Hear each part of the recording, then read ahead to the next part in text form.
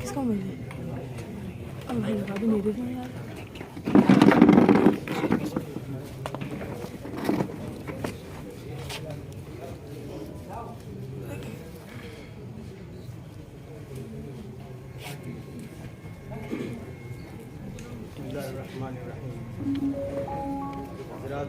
आज की मुबारक नशिस्त में मैं आमदेद कहता हूँ। ये मुबारक तक़रीब और आखिरी ज़िंदगी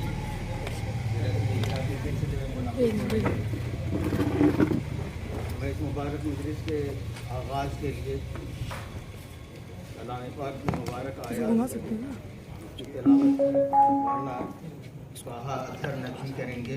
उन्हें दावत देता हूँ।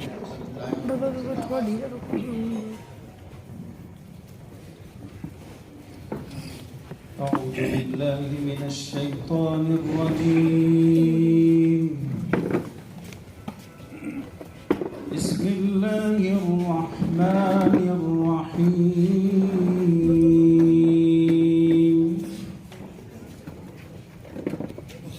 إن الذين قالوا ربنا الله ثم استقاموا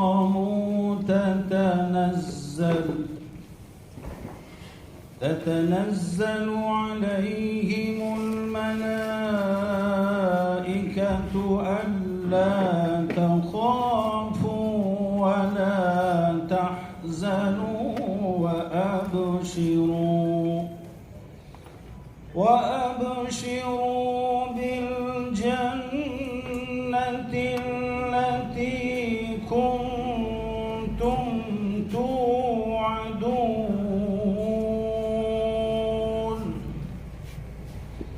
نحن أولياؤكم في الحياة الدنيا وفي الآخرة ولكم فيها ما تشتهي أنفسكم ولكم فيها ما تدعون.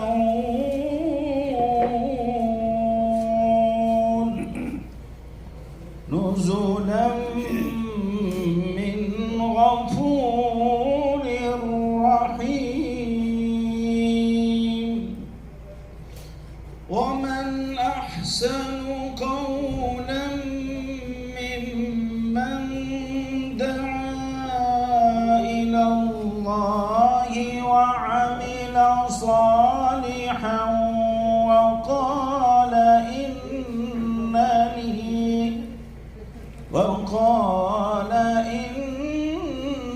إنني من المسلمين.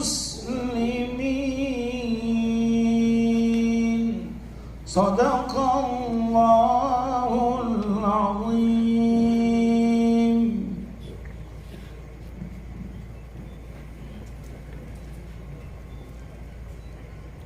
آج کی اس نشست میں صرف حضرت مولانا ڈاکٹر سعید الرحمن اعظمی ندوی دامت برکاتہم کا خطاب ہوگا. اس سے پہلے کتاب کی رسم اجرا ہوگی اور یہ کتاب آج پریس سے آئی. اسے کہا گیا کہ سلسلے میں کچھ عرض کروں.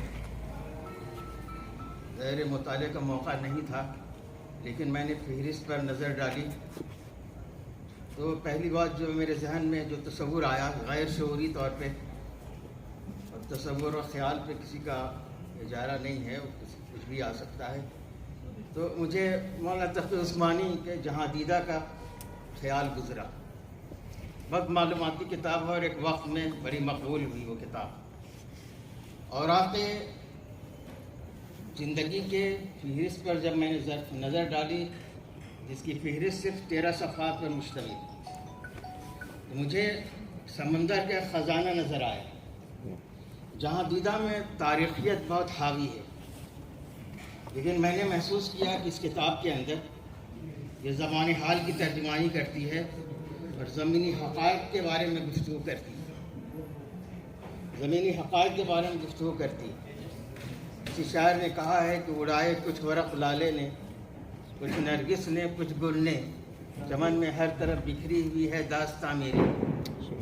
हज़रत मौलाना के असफ़ार के हवाले से कहीं ये जुमला मैंने लिखा है कि इब्न बतूता से बढ़कर हज़रत मौलाना अपने वक्त के सय्याह थे।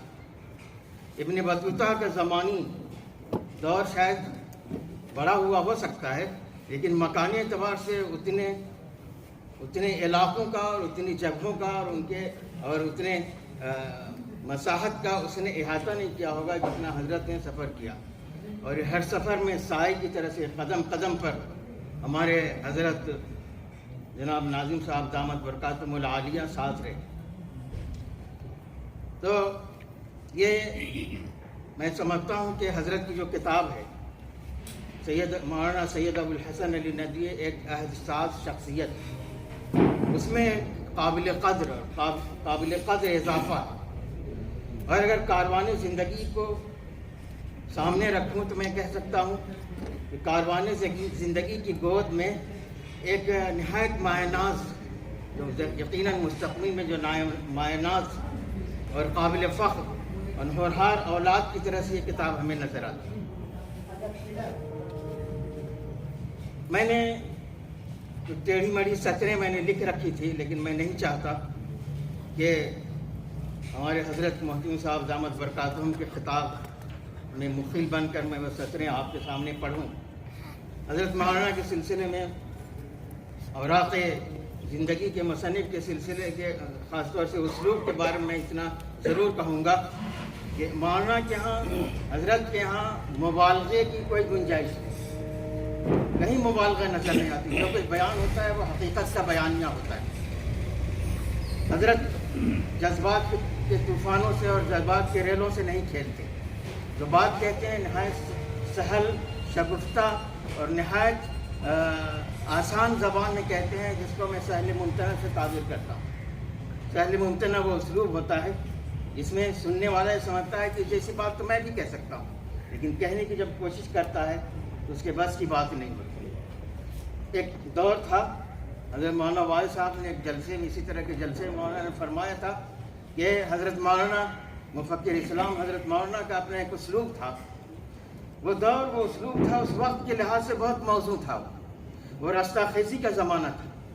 जंग अज़ीम अव्वल और जंग अज़ीम दोम के दरमियान, जंग अज़ीम अव्वल के बाद जो है मौलाना ने कलम पकड़ना शुरू कर दिया था। और फिर कुछ ही दिनों के बाद सीरत सैयद अहमद शहीद जैसी किताब मंजर आम पर आई।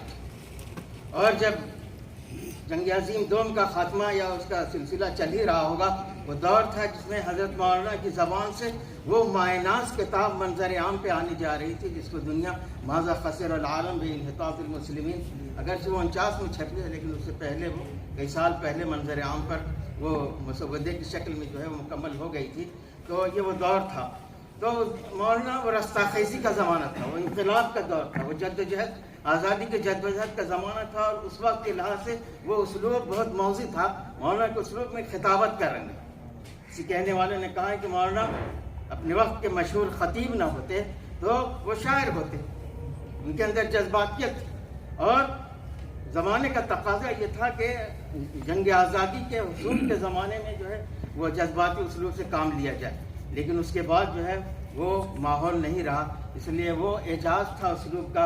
और हज़रत मौलाना का जो सहल मुमतना वाला उसलूब है वो अपने वक्त का एजाज़ है। मैं इन्हीं गुजारिशात के साथ मैं रस्म हिजरा का आगाज़ करता हूँ। रस्म हिजरा होगा, उसके बाद हज़रत महतूम साहब खिताब फरमाएंगे आपसे।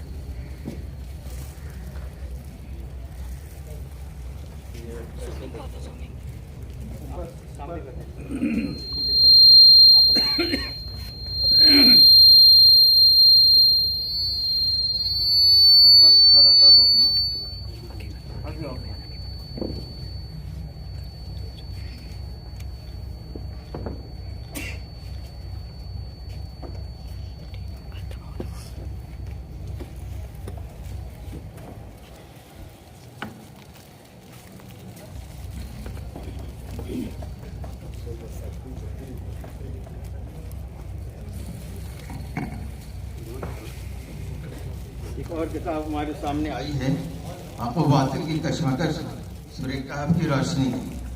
یہ بالکل ابھی ابھی کتاب نظر نواز ہوئی ہے، اس لیے اس کی فہرست سے اندازہ ہوتا ہے یا اس کا اسلوب اور لب و لہجہ داعیانہ ہے اور حق و باطل کی کشمکش کو اس میں اجاگر کرنے کی کوشش کی گئی ہے۔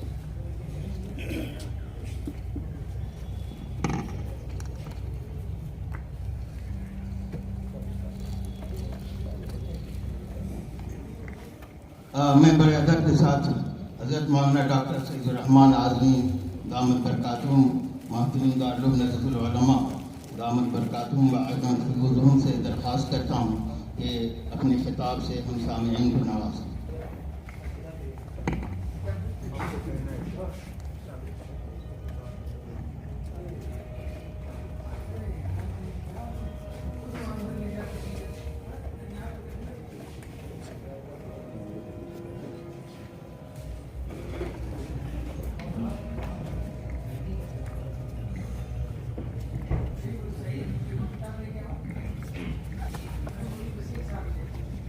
اللہ تبارک و تعالیٰ نے اس کتاب کے ذریعے سے زندگی کے جن گوشوں سے ہم واقف کرایا ہے، وہ گوشے بہت زیادہ اہمیت کے حامل ہیں۔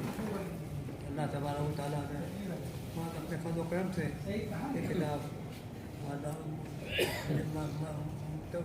لوگوں کے ہاتھوں تک پہنچائی ہے، تاکہ اس سے ہم اپنی زندگی کو زیادہ سے زیادہ روشن اور بہتر لوگوں کے سامنے بنا کر کے پیش کر سکیں، کہ تعلیمی اور تربیتی و دعوتی ہر اعتبار سے وہ لوگوں کے لیے باعث شرف ہو، باعث عزت ہو اور باعث رحمت ہو انشاءاللہ تبارک و تعالیٰ۔ یہ کتاب بہت ہی اہم ہے۔ یہ اس کتاب کا پہلی جلد ہے، یہ جلد اول ہے راق زندگی کی۔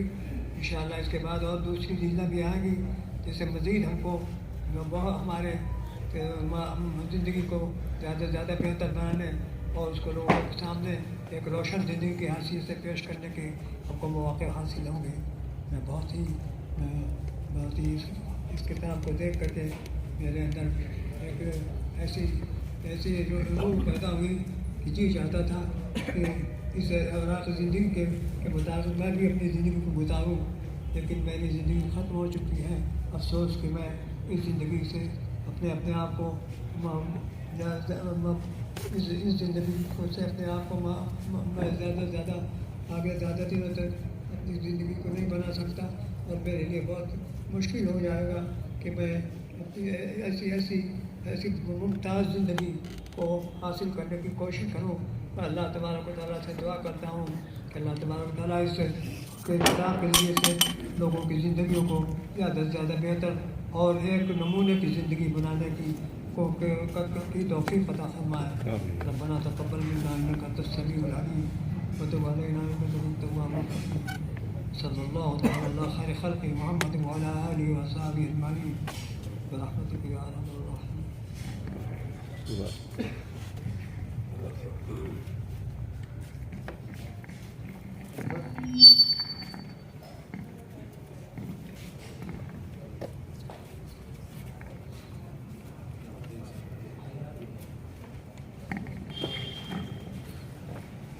حضرت سے دعا کی درخواست کرنے سے پہلے ہم اللہ کے بارگاہ میں دعا گو ہیں کہ اللہ تعالیٰ ہمارے لیے وہ موقع ضرور لائے۔ اللہ کی ذات سے امید ہے جب ہم اوراق زندگی کے جلد اول کے بعد جلد ثانی کا ہم شاگردان اور ملت کے اہل علم اس کا مطالعہ کر سکیں۔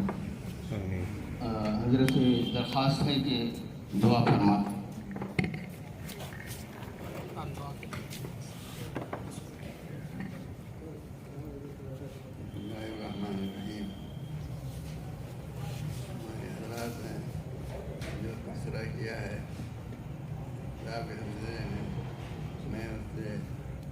زیادہ کہنے کے خیال میں نہیں ہوں، لیکن اتنی بات ضرور عرض کروں گا کہ اس میں خاصی توجہ فکر ہماری محمود کی ہے کہ انہوں نے ہم سے معلومات حاصل کر کے کہ انہوں نے خلق مند کیا اور اس کو پیش کیا.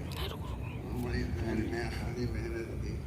بس یہ ہے کہ انہوں نے یہ کیا کہ ہم سے پوچھتے تھے فلاں موقع پہ کیا ہوا تھا، فلاں موقع پہ کیسی بات ہوئی تھی، اور ہم اپنے سادہ انداز میں جو معلومات ہوتی تھی ہم بتاتے تھے.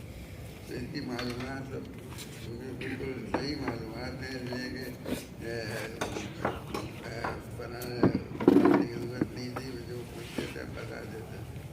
لیکن ترتیب و تنظیم ہونی کی ہے، وہ اللہ ان کو شفا عطا فرمائے اور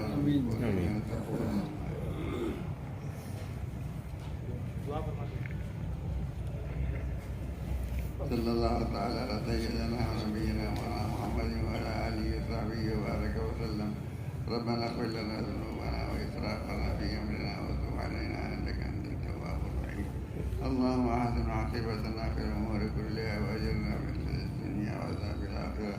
اے پروردگار ہماری کوششوں کو، ہمارے کاموں کو اپنی مرضی کے مطابق بنا کر قبول فرما اور تاکہ خطرات سے حفاظت فرما اور خیر مقدر فرما کر حفاظت فرما. صلی اللہ علیہ وسلم.